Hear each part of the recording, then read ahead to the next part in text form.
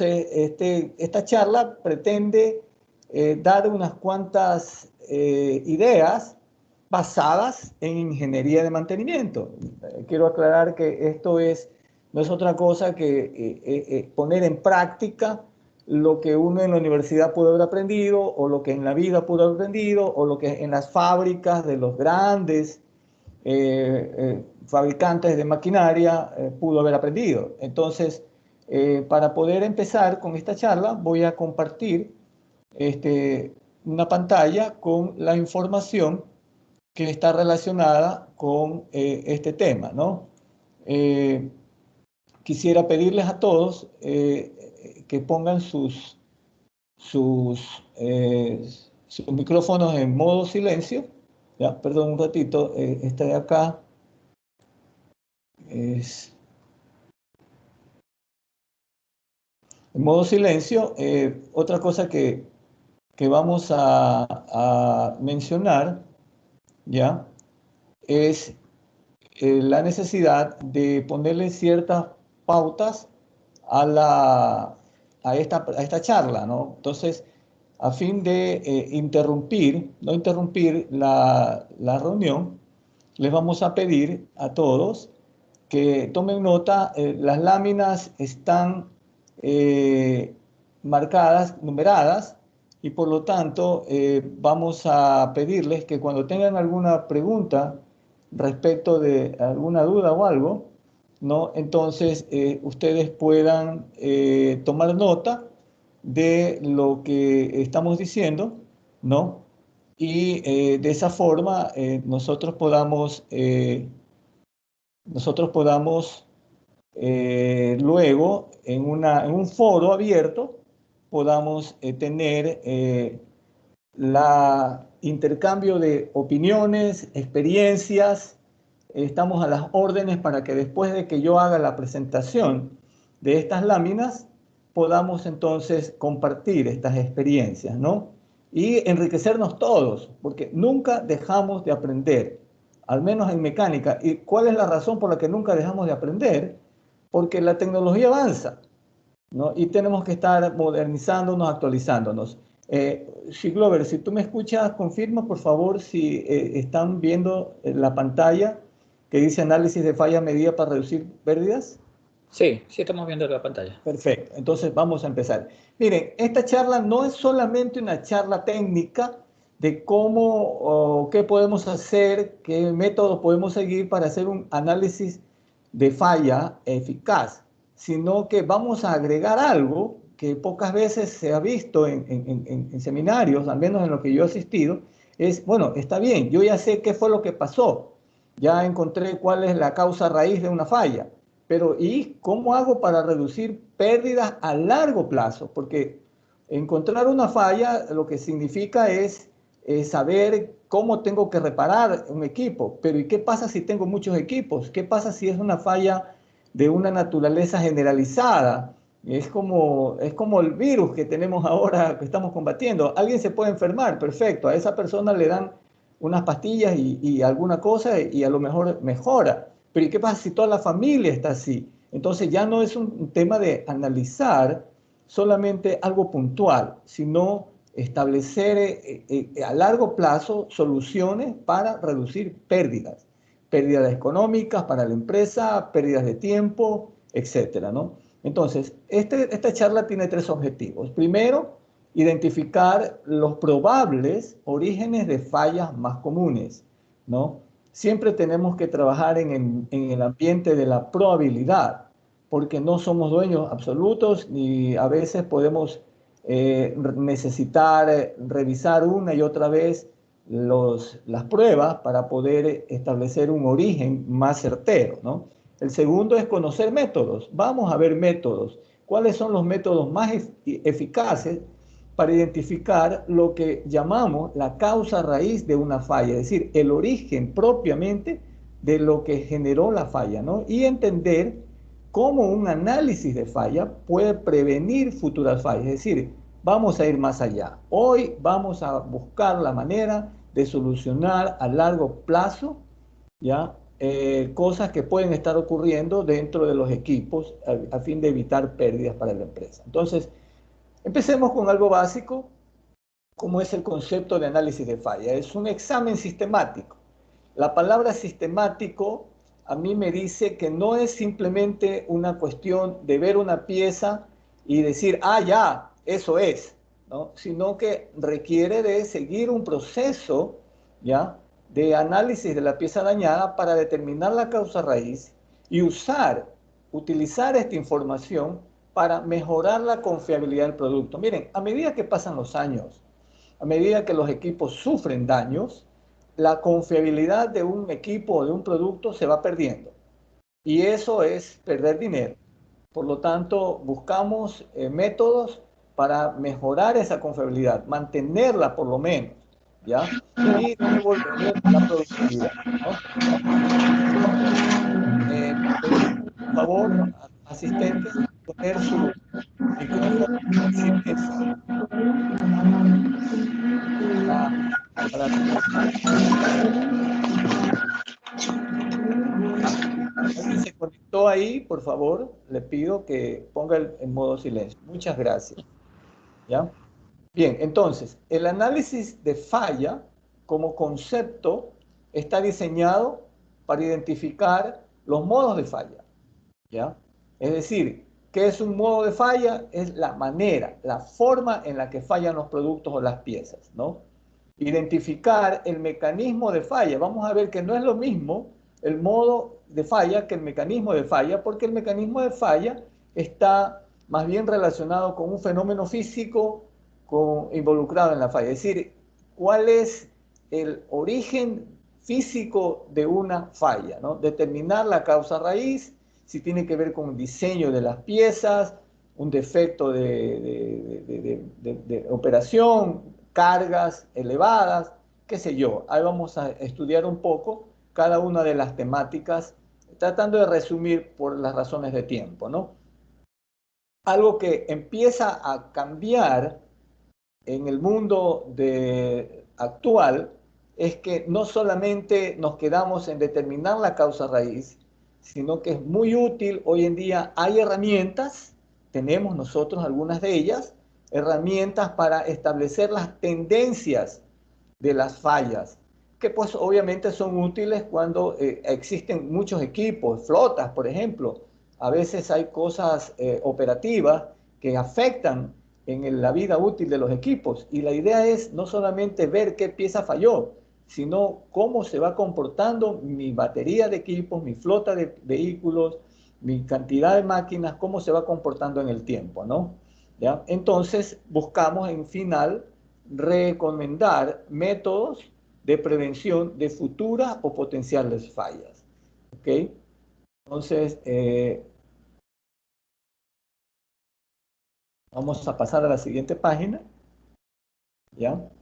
Repasemos un poco lo que es causa y efecto, el famoso espina de pescado, que busca analizar cuáles son las causas que pueden generar en un efecto negativo dentro de una máquina. Entonces, recordemos que la causa explica por qué suceden las cosas, ¿ya? Obviamente las causas están asociadas al origen que produce una falla. Y el efecto, pues las consecuencias o el acontecimiento que se deriva de una causa producida. Hay dos tipos de causas, las directas y las indirectas. Las causas directas tienen que ver con nosotros, tienen que ver con lo que hacemos con el equipo, tienen que ver con la instalación del equipo, con el mantenimiento que damos, aún con la operación. El primer eslabón de una cadena productiva de un equipo es el operador, no es mantenimiento, obviamente, y también pues tiene que ver mucho con la instalación, ¿no? Esas vamos a llamarles causas directas, porque somos nosotros los que estamos involucrados y por lo tanto nuestra responsabilidad. Y las indirectas, pues, por ejemplo, tienen que ver ya con el fabricante. A veces los equipos vienen con fallas desde la fábrica y pues obviamente nosotros no tenemos cómo controlar eso más que reparar. tienen que ver con los materiales que se compran por proveedores de terceros, o tienen que ver simplemente con factores externos de las cuales nosotros no tenemos un control directo. Entonces, todas esas causas generan un efecto que básicamente es una falla, es un problema. Al concepto de causa y efecto, hoy le vamos a agregar un tercer factor, que es el llamado riesgo, ¿no? Entonces, la causa y el efecto producen un riesgo. ¿Y cómo se puede medir ese riesgo? En la charla anterior, permítanme recordar que decíamos que el riesgo es no otra cosa que la probabilidad de que pueda producirse una falla debido a alguna falta de mantenimiento, por ejemplo, ¿no? Multiplicado por las consecuencias, es decir, qué tan grave puede resultar una falla, y también multiplicado por la detectabilidad de la avería, es decir, qué tantos manómetros, termómetros, indicadores tenemos o tableros tenemos en nuestros equipos como para poder ayudarnos a detectar un riesgo, un potencial falla antes de que esto termine en una avería, ¿no? ¿Ok? Entonces, vamos a otro concepto que también es muy útil para poder hacer un análisis de falla. No es solamente la causa y el efecto, sino lo que se llaman las fallas sistemáticas versus las fallas imprevistas. Es decir, cuando tenemos una falla, tenemos que identificar si es algo que se da en el tiempo o es algo puntual.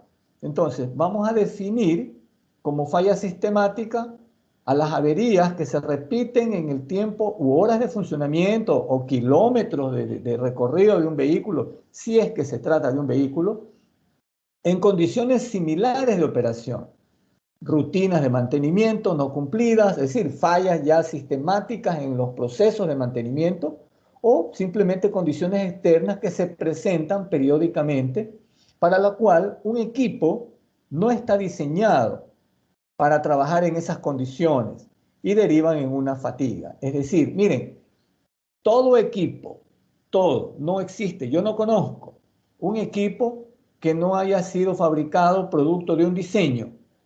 Y todo diseño viene acompañado de un cálculo. Y los cálculos tienen un límite. Por lo tanto, los fabricantes establecen esos límites y nosotros no debemos exceder de esos límites, porque si lo hacemos, entonces pues vamos a derivar en desgastes prematuros de piezas, vamos a derivar en fallas que se van a dar tarde o temprano, y yo diría que más temprano que tarde. En esa foto he pretendido ilustrar un abuso que muchas veces se ve a nivel de equipos, donde sobrecargamos los equipos, y si ustedes, al tratarse de un camión, ustedes observan, ya la suspensión del lado izquierdo, digamos así, ya está afectado, ¿no? Entonces, ¿dónde podemos encontrar esos límites?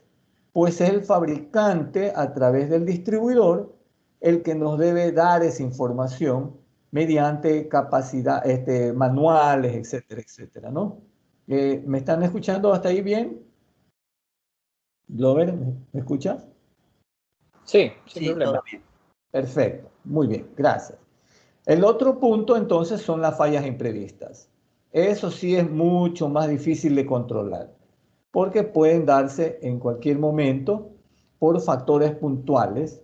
Una reparación inadecuada es considerada una falla imprevista, a menos que sea un mecánico que esté haciendo las reparaciones y el hombre no ha sido entrenado. Entonces, si él repite y repite las mismas fallas, entonces ya no es una falla imprevista, ya es una falla sistemática, pero porque el hombre que está trabajando no está bien capacitado de cómo hacerlo. Factores externos no periódicos que sobrepasan la capacidad del equipo. Con ese ejemplo, ya estamos viendo, por ejemplo, un camión cayó en un hueco. El hombre no creo que lo haya hecho a propósito, pero seguramente el producto de esa caída, con el peso que lleva, pues va a dañar una hoja de resorte, va a dañar rodamientos, quién sabe qué cosa, ¿no? Entonces, vamos a decir que las fallas imprevistas son puntuales, ¿no? Bien. Ahora, ¿qué pudo haber generado una falla? Muchas son las posibles causas. ¿Quién lo hizo? ¿Cómo fue? ¿Cuándo ocurrió? Hay muchas preguntas. Eso a veces nos atemoriza un poco en cuanto a poner en práctica modelos de análisis de fallas. Nosotros en esta charla lo que vamos a tratar es de ordenar esas ideas para finalmente seguir una metodología y que nos permita de manera muy eficaz y eficiente encontrar la solución a los problemas que se presentan en nuestros equipos. Entonces puede haber muchas causas, muchas, realmente esas no son todas. Por eso dice ahí una lista no exhaustiva.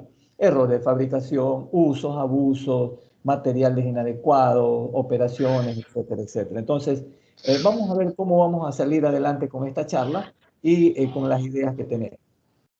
Hay un enemigo en todo lo que es el diagnóstico de una falla. Vamos a llamarlo el sabiondo. ¿Ya? ¿Por qué? Porque a veces sin hacer un análisis adecuado, pretendemos decir, ah, no, yo ya sé cuál es el problema. Entonces, mi recomendación a todos, tengan cuidado con las ideas preconcebidas. ¿Ya? Si no hay un análisis adecuado de falla, la probabilidad de un error en establecer un diagnóstico, créanmelo, por experiencia se los digo, es muy, muy alta, ¿no? ¿Ok? Entonces, ¿cómo funcionan esto? Estos son datos tomados de experiencias y de libros y de información disponible, ¿ya? De cuáles son los orígenes de fallas más frecuentes. Si queremos hablar de equipos móviles, porque no es lo mismo un equipo móvil que un equipo estacionario o un equipo industrial, el promedio de fallas que se producen en su mayoría son por operación, en equipos móviles. Una operación, un choque, una caída en un hueco, etcétera, etcétera. Entonces, estadísticamente el 55% de las fallas se derivan en la operación del equipo. De ahí que cuando hacemos un análisis de falla adecuada, tenemos que involucrar al operador del equipo. De lo contrario, estamos con mucha probabilidad cometiendo un error en el análisis que hacemos si no involucramos a este importante actor, ¿no? También hay fallas, productos de mantenimiento que no se hacen a tiempo, de reparaciones inadecuadas, ¿no? También hay sus fallas que vienen de la fábrica, o sea, estadísticamente las partes defectuosas generan una falla aproximadamente del 3% en una máquina. Obviamente estamos hablando de una máquina nueva, ¿no? Donde fácilmente se puede detectar que se trata de un defecto de fábrica, ¿no? O podría ser una configuración inicial. ¿Por qué una configuración inicial? Si yo tengo un equipo que quiero que produzca X artículos, ¿ya? Y a la hora de la hora diseño mal mi equipo y no me produce X artículos, sino que me produce menos. Entonces, ¿yo qué voy a tratar? De que me produzca esa cantidad de equipos que supuestamente esperaba que produzca, pero si configuré mal el equipo, si lo diseñé mal, si calculé mal las revoluciones, calculé mal los voltajes, los amperajes, etcétera, etcétera, entonces voy a tener una sobrecarga sobre ese equipo porque estoy tratando de que el equipo me dé algo en la cual no estuvo correctamente diseñado, ¿no? Entonces, ahora, destaco que en equipos móviles casi el 90% de las fallas, al menos en los equipos que están originalmente, tienen poco tiempo de uso, se deben a operaciones o mantenimientos inadecuados. Eso es la cruda realidad, no la podemos ocultar, ¿no? ¿Ya? Ahora, en equipos industriales los números cambian un poco, la operación es más segura, más estable, por lo tanto, fallas atribuibles a operación en equipos industriales estacionarios baja a un 20% y obviamente empieza a tener un factor importante el mantenimiento. ¿Ya? 72% de las fallas pues pueden ser derivadas de un mantenimiento inadecuado, inoportuno, o simplemente, miren, yo lo que trato con esta lámina es de vivir una realidad. Si bien es cierto, los equipos industriales se dañan menos que los equipos móviles, pero el departamento de mantenimiento tiene mucha injerencia en la vida útil de estos equipos industriales. Partes defectuosas sigue siendo un 3% y la configuración inicial un 5%, ¿no? Entonces, con estos antecedentes, vamos al siguiente punto, a recordar un poco, porque es parte de esta charla, lo que vimos en la charla anterior, qué es eficacia y qué es eficiencia. Y ya luego vamos a ver el por qué hemos incorporado estos conceptos en esta charla, ¿no? Recordemos, eficacia. El hombre que lo hace todo, tiene muchas cosas, pero él es pilas. Él soluciona todo según él, ¿ya? Porque lo que busca simplemente es lograr lo que se propone, ¿no? Busca objetivos a como dé lugar. Muchas veces no se pone a pensar en el costo que esto representa. Lo importante es reparar la máquina y ya está. Entonces, un hombre muy eficaz, pero ¿a qué costo? Entonces entra lo que se llama la eficiencia, ¿no? Conocida también como rendimiento. Ya es un poco más allá de reparar, ya hay que buscar hacer un análisis para encontrar soluciones óptimas, ¿no? Entonces, eso es lo que busca la eficiencia, lograr que los objetivos trazados hagan un uso óptimo de los recursos, ¿no? Tanto humanos como directivos. Entonces, veamos, el análisis de falla está directamente relacionado, perdón, con la eficacia. Es decir, buscamos la manera como un equipo sea reparado de una forma adecuada. Vamos a mencionar 5 pasos que son cíclicos. ¿Qué significa que son cíclicos?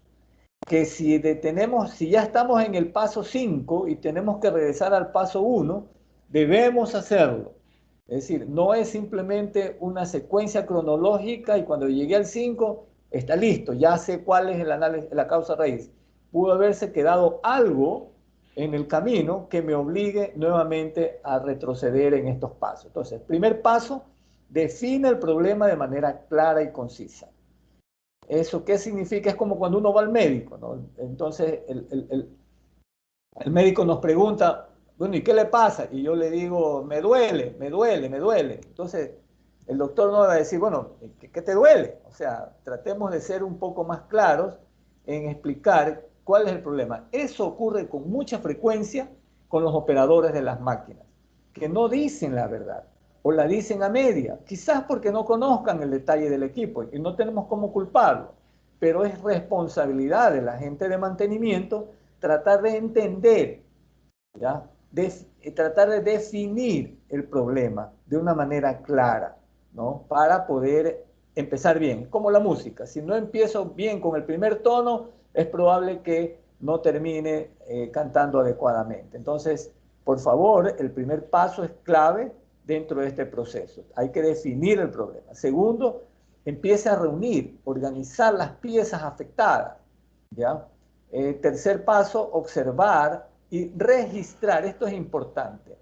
No solamente debemos dejarlo en nuestras cabezas, tenemos que registrar las evidencias que hemos encontrado, ¿no?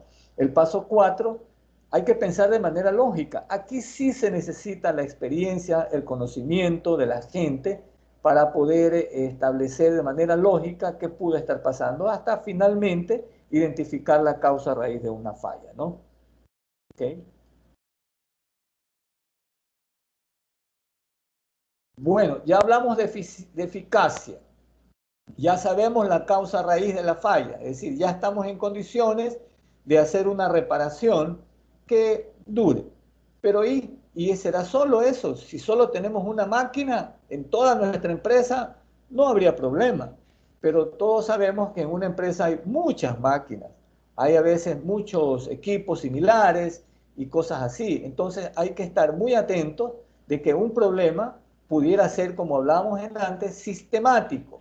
Es decir, una condición que afecta no solamente a un equipo, sino a muchos equipos. Yo recuerdo cuando trabajaba en IASA, alguna vez fuimos a Caterpillar y ellos decían, ok, ¿cuántos tractores se te han dañado? Vea, se me han dañado 4. ¿Cuántos tienes en el mercado? 100. Y sabes o no sabes qué le va a pasar, si lo mismo va a ocurrir a los otros 96. Ah, eso no sé. Entonces ahí es donde nosotros nos quedamos cortos como ingenieros de mantenimiento tratando de solucionar una falla que es sistemática, tratarla como que si fuera una falla puntual, una falla, como hemos mencionado aquí, que tiene que ver solamente con una reparación y ya está, ¿no? Entonces, el paso 6, ahora sí empezamos los ingenieros. Ya no es solamente un hombre con experiencia y conocimiento, sino que ahora viene el análisis, la ingeniería de mantenimiento puesta en la práctica, dentro de buscar soluciones. Comuníquese con el responsable del equipo. ¿Ya? Esto es importantísimo, ¿no? Recuerden que del 22 al 55% de las fallas se deben a fallas de operación. Haga las reparaciones de acuerdo a los manuales técnicos. No asuma que un mecánico ya sabe cómo hacerlo. Puede que lo sepa si es que ya lo ha hecho 50 veces, ¿no? Pero ¿y qué pasa cuando las fallas no son tan repetitivas, no son tan recurrentes? Podemos decir que ya sabe hacerlo. Es probable que no. ¿Qué pasa cuando compramos equipos nuevos? Que porque ya reparó un equipo de hace 10 años y es una misma máquina, al cambiar el modelo ahora hay mucha ingeniería, mucha electrónica. ¿Quién nos dice a nosotros que realmente ellos están en capacidad de hacer una buena reparación? Entonces es importante nunca abandonar los manuales técnicos. El siguiente paso, el paso 8, definir los principales modos de falla por cada equipo. El paso 9, consulte al proveedor del equipo. No crea que lo sabe todo. Acuérdense, el sabiondo. No, ese es nuestro enemigo. El paso 10, realice un seguimiento al responsable de cumplir acciones correctivas, ¿no? Entonces, vamos a ver rápidamente. Paso 1, define el problema. ¿Qué significa? Hable con el operador. Eso es fundamental. A veces nos llevan los equipos a reparar y no buscamos al operador. Entonces, ¿cómo podemos nosotros hacer un análisis de falla sin saber cuál ha sido el comportamiento del equipo previo a la falla? Lea archivos de servicio, especialmente los historiales. Puede ser que sea un problema recurrente y por lo tanto alguien lo ha estado repara y repara, pero no ha ido a la raíz del problema. Por alguna razón se repite. Entonces, haga análisis de fluidos que formen parte de un sistema. Miren, los aceites tienen mucha información. Es como cuando el doctor nos dice, ah, ok, te duele esto, ¿sabe qué? Anda, hazte un examen de sangre. ¿Por qué? Porque el médico sabe que en la sangre puede encontrar la respuesta a los problemas que nosotros tenemos.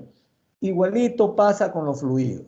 Okay, somos médicos realmente, médicos de nuestros equipos. Y verifique si es una falla recurrente y qué acciones se tomaron anteriormente, ¿no? ¿Ok? Paso 2. Reúna, organice las piezas afectadas. Aquí está el enemigo del sabiondo. El sabiondo no necesita reunir las piezas. No, yo ya sé, dice, yo ya eso, sí, es el problema del rudimán que se vive rompiendo. ¿Ya? No, señores. Un buen análisis de falla requiere tomarse unos minutos, reunir las piezas, especialmente las afectadas, para establecer un patrón de falla, para encontrar qué pudo haber ocurrido, ¿no? Límpielas. Si usted no las limpia, ¿cómo puede saber si son desgastes abrasivos, si son desgastes adhesivos? En una pieza es como cuando yo le digo a alguien, ¿sabe qué? Te voy a hacer un examen en la boca, pero no le digo lávate los dientes. Entonces, no puedo, ¿ya? Organícelas, no solamente obténgalas, organícelas de tal manera que usted pueda encontrar si hay una secuencia entre piezas similares, ¿no? Identifíquelas. Cuando hay muchas piezas similares, es bueno saber, a ver, ¿qué pistón me falló? Ah, no, por ahí me falló un pistón. No, yo tengo que saber si falló el pistón 1, falló el pistón 2, falló el pistón 3, ¿cuál falló? Entonces es muy útil identificarlas, ¿no? ¿Ya? Paso 3.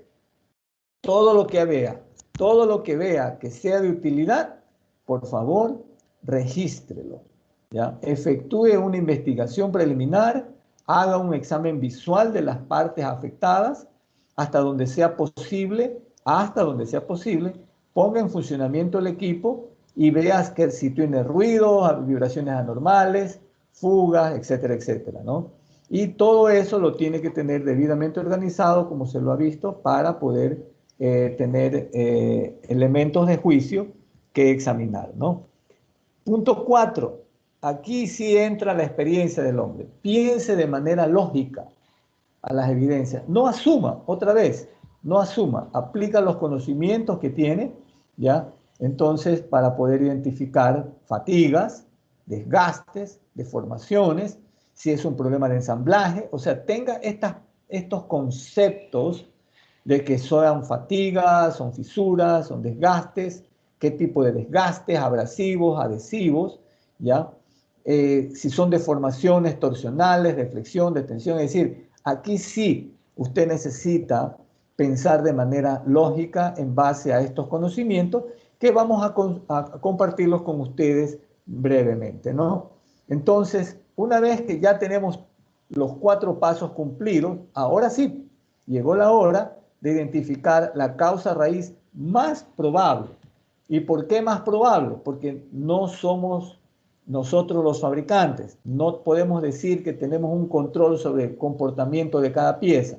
Mientras más información logremos, mientras mejor nos organicemos, ¿ya? Obviamente, la causa raíz que encontremos va a ser la más probable, ¿no? ¿Ya? Diferencie entre causa y efecto, como lo hemos explicado anteriormente, y otra vez, no aplique, por favor, ideas preconcebidas. Nos puede llevar a un error. Entonces, ya tenemos la causa raíz. ¿Y ahora qué hacemos? Vamos ya no solamente a ser eficaces, vamos a ser eficientes. Y este es el plus que queremos darle a esta charla. ¿Qué puedo hacer para encontrar soluciones a largo plazo y no simplemente limitarme a reparar el equipo que se dañó? Entonces, lo primero, otra vez, comuníquese con el responsable del equipo. O sea, una vez ya reparado el equipo, ya, comuníquese con el responsable. Recuerde que la mayoría de las fallas, dependiendo de la naturaleza del equipo, ya se deben a una mala operación, ya. Aproveche la situación para, con el equipo ya funcionando, instruya al operador ante lo que podría ser una posible mala práctica. Es decir, no, si usted siente que el operador es el que tiene el problema, entonces tiene que buscarlo y tiene que instruirlo. Y si usted no sabe cómo, bueno, aprenda y vea la manera como puede ser útil para que el operador no siga cometiendo el mismo error, porque va a volver la falla a producirse, ¿no? Entonces, recuerden que hay un concepto que lo vimos en la charla pasada que se llama mantenimiento autónomo. Lo que dice este concepto es que el operador es el primero en la cadena de responsabilidad en el cuidado de un equipo, ¿no? Si la falla se repite en varios equipos similares, entonces ya no se limite a hablar con el operador, ya busque a su jefe, al jefe del operador, al supervisor de producción, etcétera, etcétera, porque ya estamos en presencia de una falla sistemática, ¿no? Paso 7, haga las reparaciones de acuerdo a los manuales técnicos. Es decir, no solamente consulte lo que se llama en el argot de mantenimiento del troubleshooting, que es qué pudo haber pasado, sino que repare las cosas con un manual a la mano. Esto, lamentablemente, tengo que decirlo, ¿no? Es poco usado, porque asumimos que ya los mecánicos saben todo, ¿ya? No es verdad, déjenme decirle, eso no es cierto. Cuando ya el mecánico ha hecho el mismo trabajo varias veces, podría ser, pero cuando son reparaciones nuevas, por favor, si usted quiere hacer ingeniería de mantenimiento, busque en los manuales en español, ¿ya?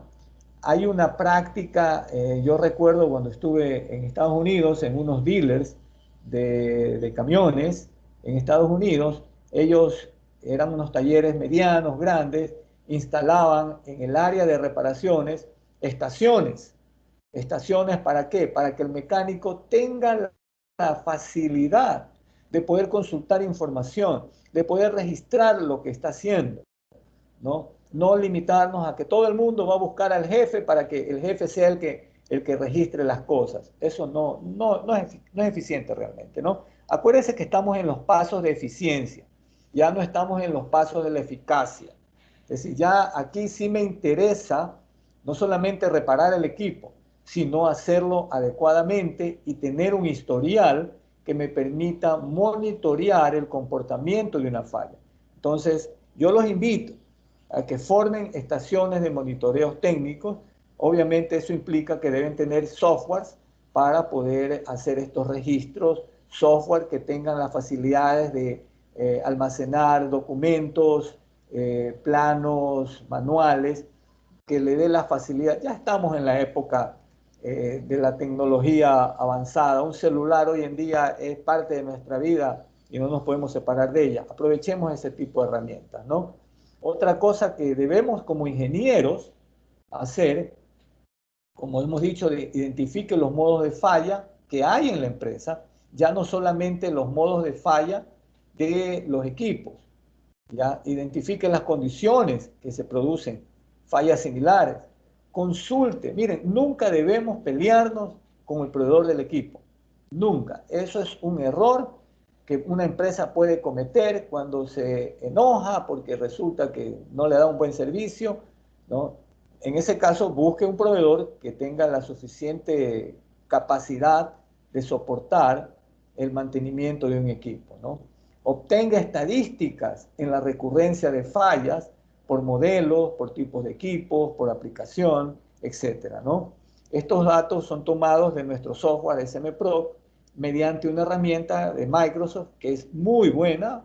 Si tenemos un tiempo, podemos ver algo de cómo funciona esta herramienta en cuanto al análisis de falla que puede ser de utilidad. Créanmelo, es una herramienta, yo al menos vivo realmente admirado del alcance y el potencial que nos permite obtener esta herramienta, ¿no? ¿Okay?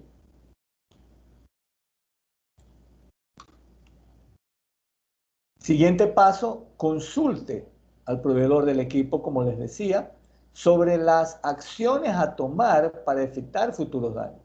Establezca una línea directa, mantenga bibliotecas, organice de manera sistematizada y segura las historiales de reparaciones e implemente modelos de gestión que involucre a todos los actores, desde el operador hasta el proveedor del equipo, ¿no? ¿Okay? Y último paso, Glover, ¿cómo estamos? ¿Me están escuchando? Sí, correcto. Sí, sí, sí. Gracias. El último paso dentro de este proceso es que hay que hacer un seguimiento. Es un error pretender decir ya está reparado, al siguiente, que venga el siguiente, y olvidarnos del anterior. Mantenga una comunicación continua con los operadores a fin de asegurarse que las acciones correctivas propuestas se mantengan. ¿Qué es lo que buscamos con esto, caballeros?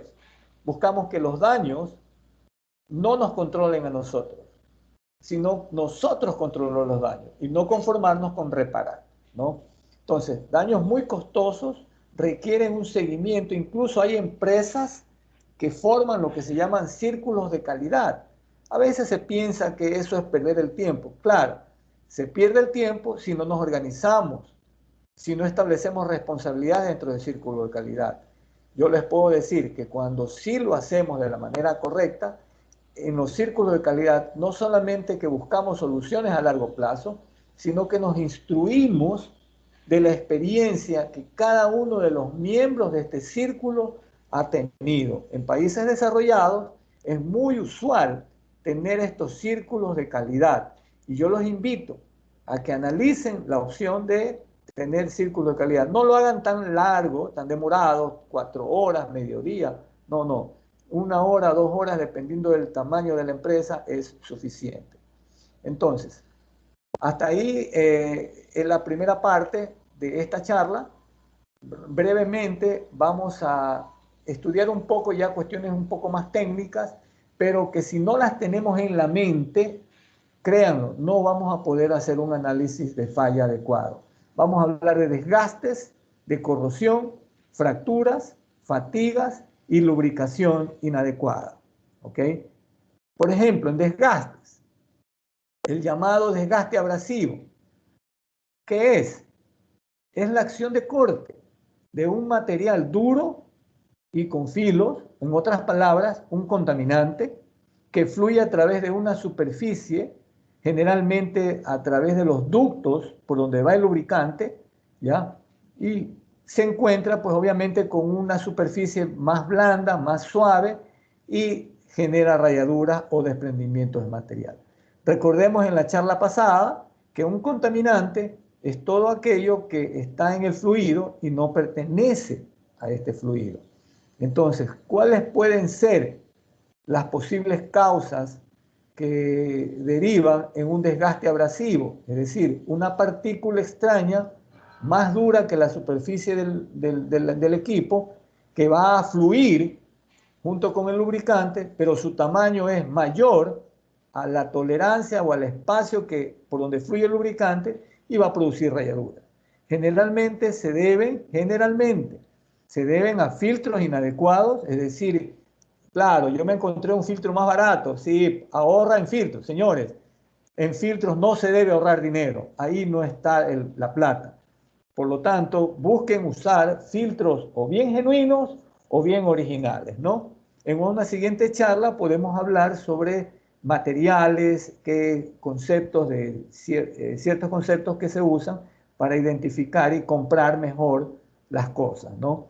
Pueden ser que no cambiamos el aceite o el filtro oportunamente, en otras palabras, tanto se ensucia que se abre la válvula de bypass en el filtro y todas esas contaminantes finalmente terminan en una máquina. No crean que porque ya tengo un filtro, en mi equipo va a estar protegido. No es verdad. Si yo no cambio aceite y saturo el filtro con contaminantes, la mayoría de los equipos tienen lo que se llama una válvula de bypass. ¿Cuál es el objeto de esta válvula de bypass? Que la máquina por ningún concepto se quede sin aceite. Es preferible que se raye a que se funda, dicen una cosa. Pero aquí no estamos para ni rayarla ni fundirla.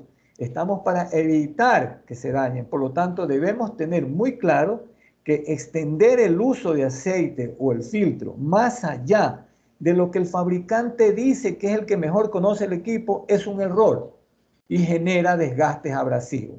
O simplemente sellos, mangueras en mal estado o están flojas que permiten la entrada de partículas contaminantes a los diferentes elementos o cámaras de los equipos. Ahí hay tres ejemplos reales.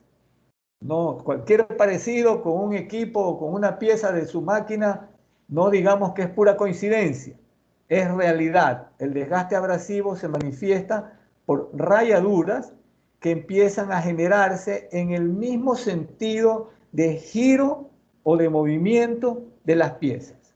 ¿Ya? Entonces, cualquier cosa que tenga un canal en el sentido de giro de las piezas, señores, eso es desgaste abrasivo. En otras palabras, partículas viajando dentro del circuito, ¿no? Desgaste adhesivo se produce cuando dos superficies móviles entran en contacto metal-metal sin la presencia de una película de fluido que lubrique o separe simplemente los metales. A veces los aceites, por ejemplo, en el sistema hidráulico, no solamente tienen la función de lubricar, sino tienen la función de permitir que se deslicen unos con otros a grandes presiones, ¿ya? Por lo tanto, lo que buscan es, el aceite hidráulico es mantener separadas las piezas para evitar ese contacto y por lo tanto ese desgaste adhesivo, ¿no? Presiones en los fluidos ayudan a mantener separados los metales. Posibles causas, entre otras, uso de un aceite de especificación incorrecta. A veces mezclamos aceites de una especificación con otra. Pensamos que aceite es aceite y póngalo, no es verdad. Los aceites son elementos químicos y como químicos que son, reaccionan químicamente cuando se encuentran con otro aceite que no tiene las mismas características. Aquí no aplica eso de sumar, sino de sumar y restar cuando no uso el mismo aceite para cebar especialmente, ¿no? Yo recuerdo hace muchos años que se vendía ese aceite al granel y yo bien mandado le iba y le ponía a mi carro aceite al granel, cuando ese es un aceite que no tiene nada que ver con las especificaciones del aceite que yo le ponía a mi vehículo y lo que hacía era dañarlo. Luego aprendí con mucho, desgraciadamente me costó mucho aprender eso, ¿no? ¿Ok? Bajos niveles de aceite también generan desgastes adhesivos porque simplemente no hay la película de aceite que los separe. Baja presión de aceite también. Altas temperaturas. Obviamente, la temperatura elevada tiende a hacer que el aceite pierda viscosidad y producto de esa pérdida de viscosidad ya no separa las piezas. Ajuste incorrecto. Un rodamiento cónico, por ejemplo, hay que tener mucho cuidado porque si queda demasiado ajustado, no va a permitir esta película de aceite. Como se darán cuenta, no es fácil, no termina el análisis de falla en decir, ya, es un desgaste adhesivo. No, hay que ver qué fue lo que generó ese desgaste adhesivo para poder establecer. Ahí hay 3 ejemplos: un cigüeñal, un pistón y un bocín de turbo. Cuando ustedes vean rayaduras generalizadas con desprendimiento de material, como se ve aquí en los filos del cigüeñal, entonces aquí en estos filos, no sé si ustedes alcanzan a ver, evidentemente esto no es desgaste abrasivo. Aquí hay un desprendimiento al 100% de este material y por lo tanto, lo más probable es que estemos hablando de una baja presión de aceite, bajo uso, un aceite inadecuado, todo lo que hemos mencionado, ¿no? En el pistón, ¿qué pudo haber pasado a ese pistón? Bueno, yo no lo sé. Yo lo único que puedo decir es que es lo más probable que le pudo haber pasado. Se evidencian discoloraciones, se evidencian rayaduras generalizadas, por lo tanto, es probable que haya habido un recalentamiento en la máquina y producto de ese recalentamiento se perdió la película de aceite y el pistón se pegó a la camisa y ya está. Entonces podría ser que el origen esté en un enfriamiento inadecuado. Y el siguiente, el bocín del turbo. Estos turbos son muy sensibles a ocurrir este tipo de falla porque cuando hay una pérdida de presión por un bajo flujo de aceite o por un filtro tapado, los primeros que pagan el piso por este problema son los turbos. ¿Por qué? Por las altas revoluciones a las que estos trabajan. El otro desgaste que también se produce por partículas pequeñas. Miren, este desgaste es muy interesante. Decidí ponerlo porque a veces creemos que es posible que no ocurra. Y uno dice, ¿y cómo es que estas partículas pasaron por el filtro? Sí, el filtro tiene un micraje. Por ejemplo, si yo le pongo un micraje de 10 micras, ¿ya? Es probable que las partículas menores a 10 micras no produzcan desgaste abrasivo como el que vimos al inicio y fluyan alrededor de todo el circuito, aparentemente sin hacer daño, pero no es verdad. Porque cuando en el circuito hay codos, hay vértices, ¿ya? Esa partícula muy pequeña, ¿ya?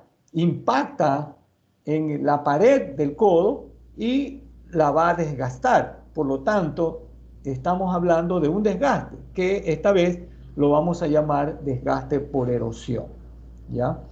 Entonces, aquí tenemos 3 ejemplos como para que digamos que es verdad. Este tipo de desgaste por erosión existe, ¿ok? El primero es un codo como el que vieron en antes. Miren el hueco que se ha hecho producto de los impactos de las partículas. Una turbina, cuando ustedes vean una turbina en esas condiciones, lo más probable es que haya una erosión ahí. O simplemente las paredes y los platos de una bomba, ¿no? Entonces, ¿qué recomendamos cuando hay estas cosas? revise el filtro que está usando. A lo mejor no es del micraje que debería tener, ¿ya? Entonces, el siguiente es una erosión por cavitación. Este desgaste es más difícil de detectarlo, porque hablamos de presiones bajas, ¿ya? De aspiraciones en vacío, ya se requiere un poco más de conocimientos para poder identificar este tipo de desgaste, ¿no? Pero básicamente no son otras cosas que burbujas que viajan en los fluidos y luego implotan. ¿Qué significa eso? Que el vapor, esta burbuja, se vuelve líquida hacia adentro. En otras palabras, produce un impacto, ¿ya? Que cuando cambia de presión baja a presión alta, se explota o implota. La palabra realmente es implotar. No es que explota hacia afuera, explota hacia adentro. Por eso es que se llama implota, ¿no? No es por otra razón, ¿no? Entonces, ejemplos de cavitación: las paredes de los cilindros, los discos de válvulas, las hélices. ¿Qué es importante aquí? ¿Qué podemos hacer para reducir el riesgo de desgaste por erosión? ¿Ya?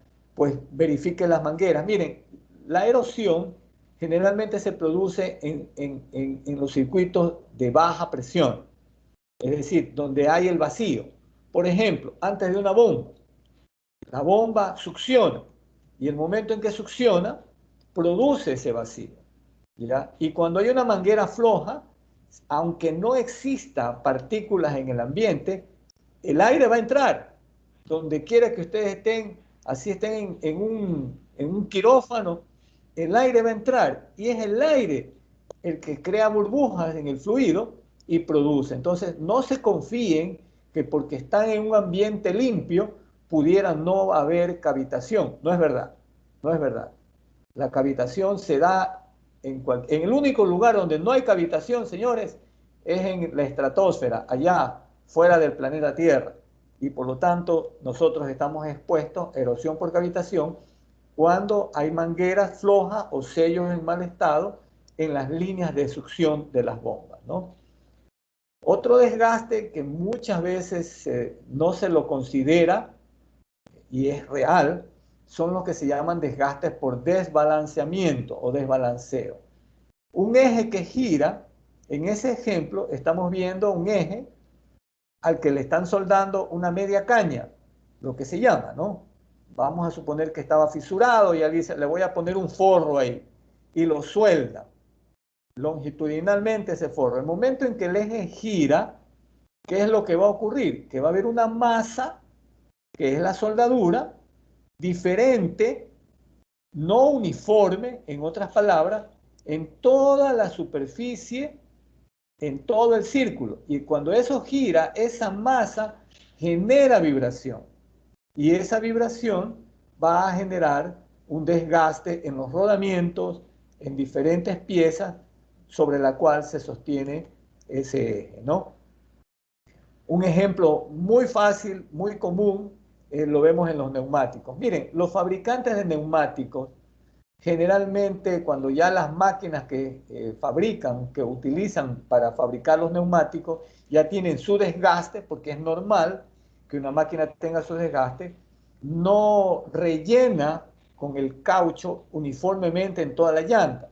Entonces, ahí va a ocurrir que si en una parte de la llanta tengo más caucho, más lona que en otra parte, producto de cierta deficiencia en la fabricación, yo debo compensar poniendo lo que se llama, ellos le llaman las contrapesas. Lo pongo en una máquina balanceadora y veo por dónde me está faltando caucho. Y ahí le pongo una contrapesa para que no exista ese desbalanceamiento ya que hemos mencionado, ¿no?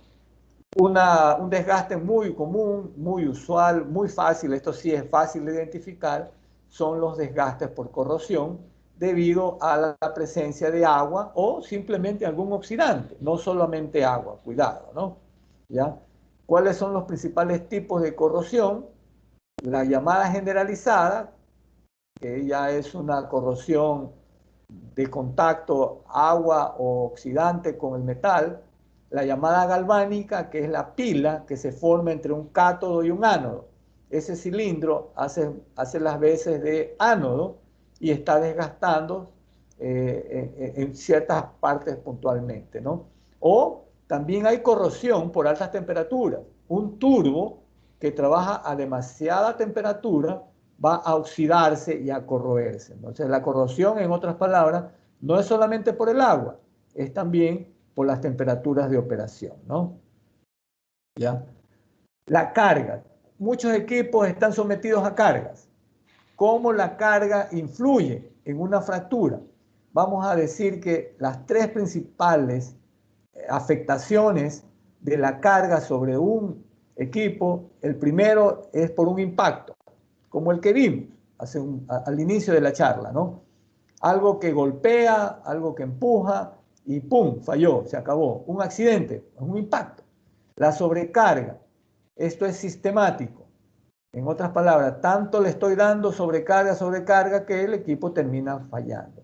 Y finalmente lo que se llama la fatiga del material. Miren, los materiales ni los equipos son eternos.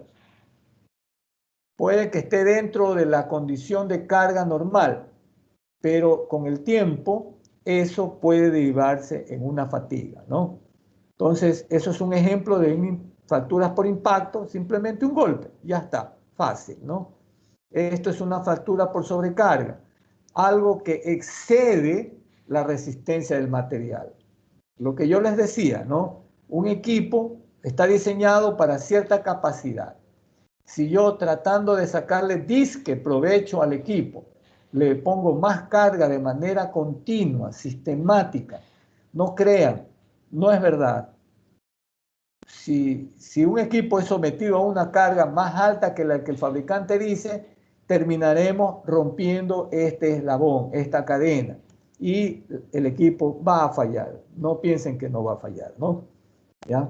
Entonces, perdón, esta lámina se me fue, ¿ya?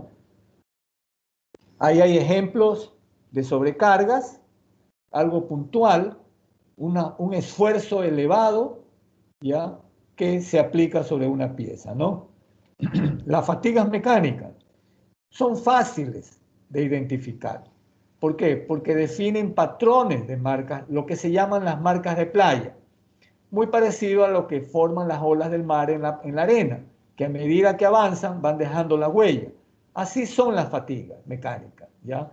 Establecen desde el punto de inicio de la falla, se va extendiendo hasta que ya el material ya no resiste más y termina rompiéndose. En la figura de la derecha pueden ver claramente cómo la falla empieza en un punto ya que se va expandiendo hasta la parte donde se ve ductilidad en el material. Ahí simplemente terminó de romperse, ¿no? ¿Ok? Lo que decíamos, las fatigas térmicas, hay válvulas que se rompen cuando recalientan las máquinas. Cuidado, una máquina puede ser nueva, pero si hay un filtro de aire tapado y la máquina humea demasiado, no piensen que solamente el momento en que ya cambiaron el filtro ya terminaron el problema. Pudieran haber dejado una fatiga en una válvula de escape.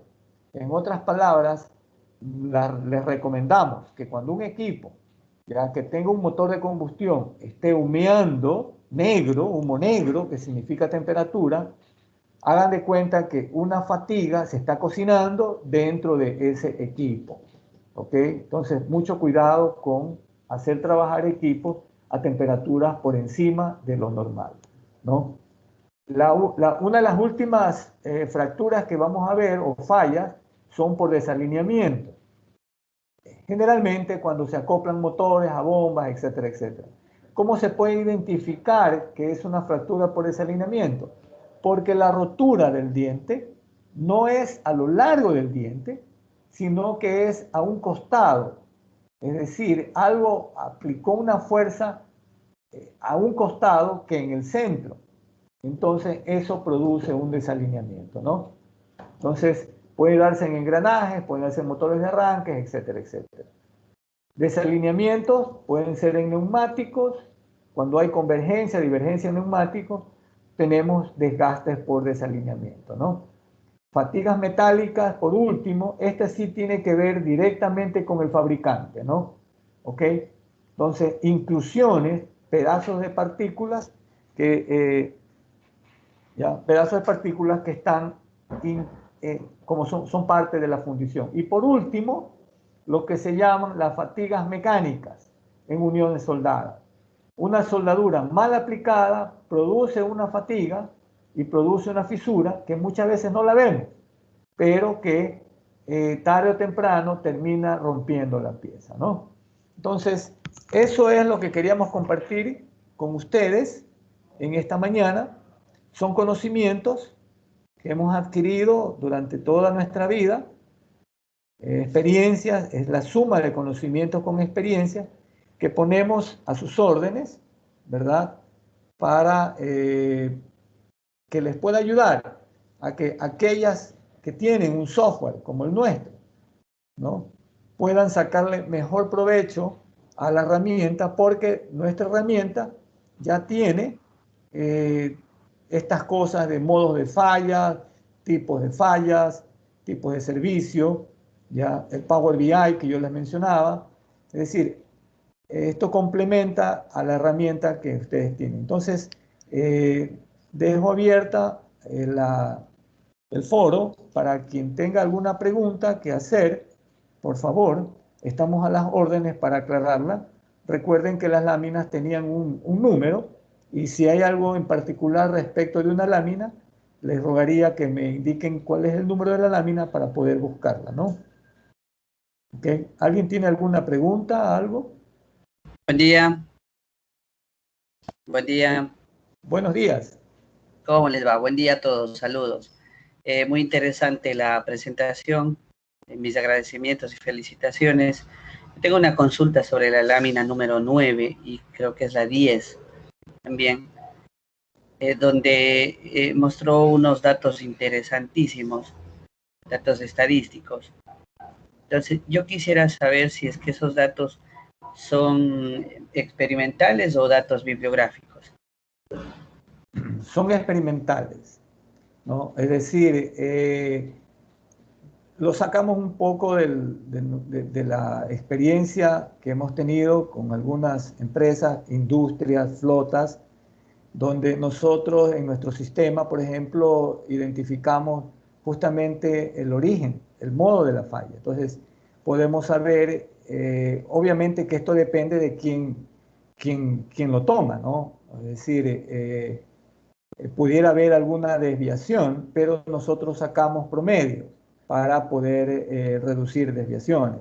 Generalmente hemos visto que en nuestro país al menos estos son datos locales, no son datos internacionales, no son tomados de Google y esas cosas. Obviamente que hay algo ahí en Google, pero la idea no es, porque en Google usted encuentra lo que es y lo que no es. Entonces preferimos nosotros basarnos en un análisis de información respecto de las experiencias que nuestros clientes han tenido. Nosotros hacemos acompañamiento a nuestros clientes y podemos establecer con algo de precisión, ¿no? Si esta información es confiable o no. Ya nuestro software ya tiene 15 años en el mercado y por lo tanto ya tenemos información acumulada como para sacar estadísticas macros. Quiero ser claro, estas son estadísticas macros, de ahí que simplemente me he limitado a dividirlo en dos, equipos industriales y equipos móviles, ¿no? ¿Okay? No sé si eso contesta a su inquietud.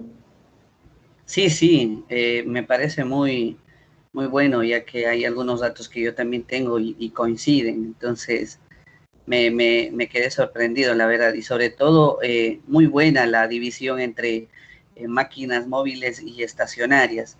La verdad es la primera vez que escucho a una persona hablando sobre la diferencia entre máquinas móviles y máquinas estacionarias, porque los dos no tienen el mismo tratamiento. Incluso en metodologías, en libros y en bibliografías aplicadas, la mayor parte solo aplican metodologías de mantenimiento para máquinas estacionarias, industriales, sin considerar lo diferente, el diferente tratamiento que se tiene para máquinas móviles.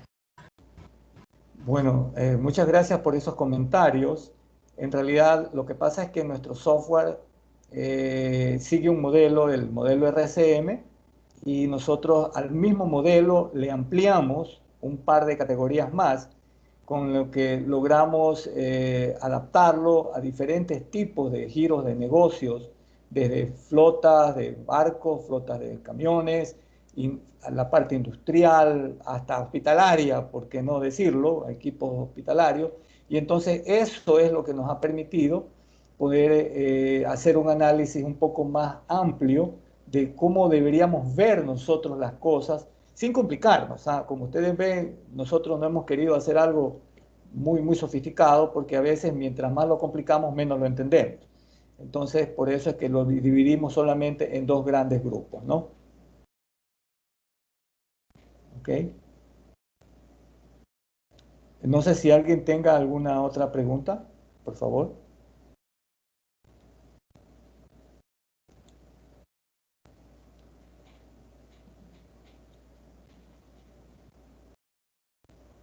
Espero. Si no hay preguntas, entonces lo que sí les voy a pedir es que me puedan compartir sus correos para pasarles un enlace a la reunión, a la grabación de la reunión, tal cual como con la reunión anterior. Esta grabación va a ser subida a YouTube para que ustedes la puedan consultar con el enlace que se les provea, ¿no? Don Marcel, ¿tenía algo que quería compartir? No, realmente me gustaría, la persona que habló, me pareció muy interesante el hecho de que hayamos compartido o coincidido, digamos, en cuanto a las estadísticas, lo que significa que estamos en el camino correcto como para poder dar asistencia a nuestros clientes en cuanto a las buenas prácticas en base a datos confiables, porque ese es otro problema que muchas veces tenemos en el mundo del mantenimiento, ¿ya? Que no tenemos datos suficientemente confiables. Entonces, me alegró mucho, me gustaría saber con quién hablaba y de qué empresa, como para poder hacerle con un agradecimiento personal, ¿no? Al comentario que hizo respecto de esto, ¿no? Bueno, me voy a presentar, voy a ver si es que puedo hasta prender la cámara. ¿Ya? Bueno, yo soy Marco Guachún, soy de la empresa Tercon del grupo Transoceánica. Está netamente ligado al trabajo de lo que es el servicios portuarios. Al momento estoy trabajando con máquinas portacontenedores móviles. Bueno, pero en mantenimiento yo llevo ya 12 años. Empecé con maquinarias de construcción, equipo caminero, maquinaria pesada, y después con grúas, ahora con portacontenedores, y también he hecho también trabajos sobre temas de máquinas industriales. Entonces, viendo los datos y observando, como le digo, es la primera vez que yo escucho a alguien hablando de estos datos y me alegro muchísimo poder contrastar con lo que yo también he ido sacando.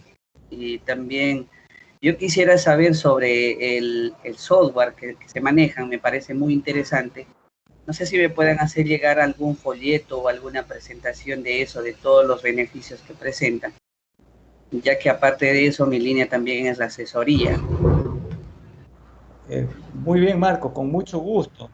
Le comento que una de las empresas aliadas, parte del grupo Transoceánica, si mal no recuerdo, es cliente nuestro de hace algún tiempo, que es Transpoint, la Así flota es, de camiones, ¿no? así es. Y bueno, también tenemos experiencia en la flota en lo que es maquinaria de portuaria. Tenemos ahí justamente parte de la red de asistentes a esta charla. Están los señores de Coabul, Andinave, CDL, un grupo muy importante aquí del país.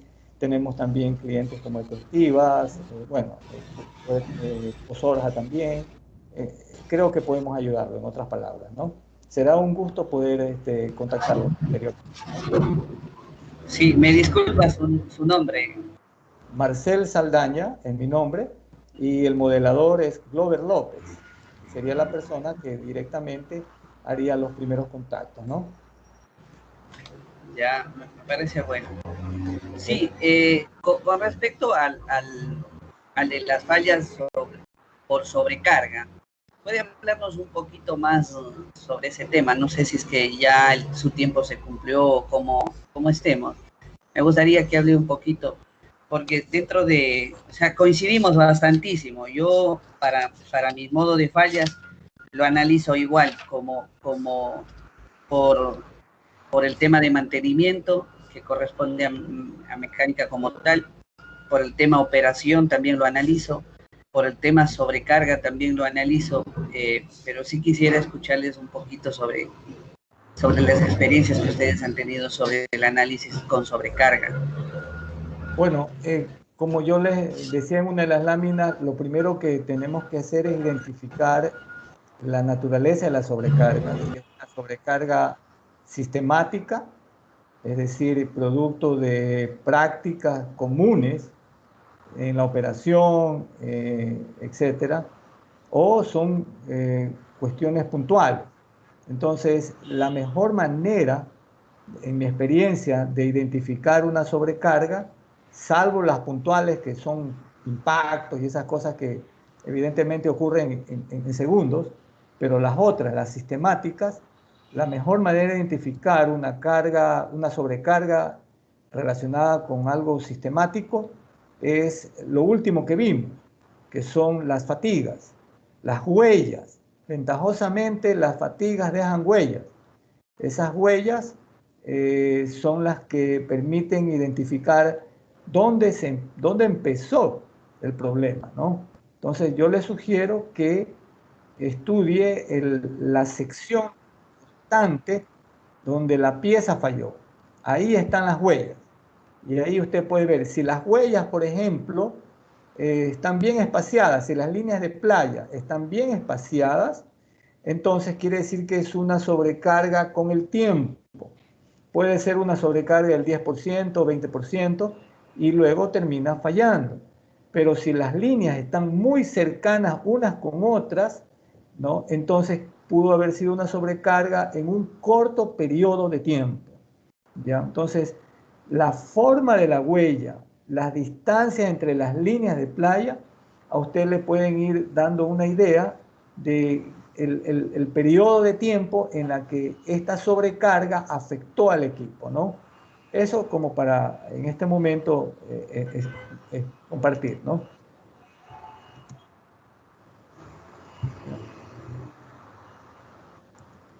Muy bien. Listo, entonces. Les agradecemos a todos por su presencia. Gracias por unirse a nuestra reunión. La próxima la tendremos en 2 semanas. Les estaremos enviando asimismo la invitación para que puedan acompañarnos. Gracias por todo y que tengan un feliz resto del día. Muchas Y gracias, don gracias por Marcel. estar con nosotros. Chao, cuídense Chao. todos. Gracias. Chao, chao. Ah, hay una manito ahí.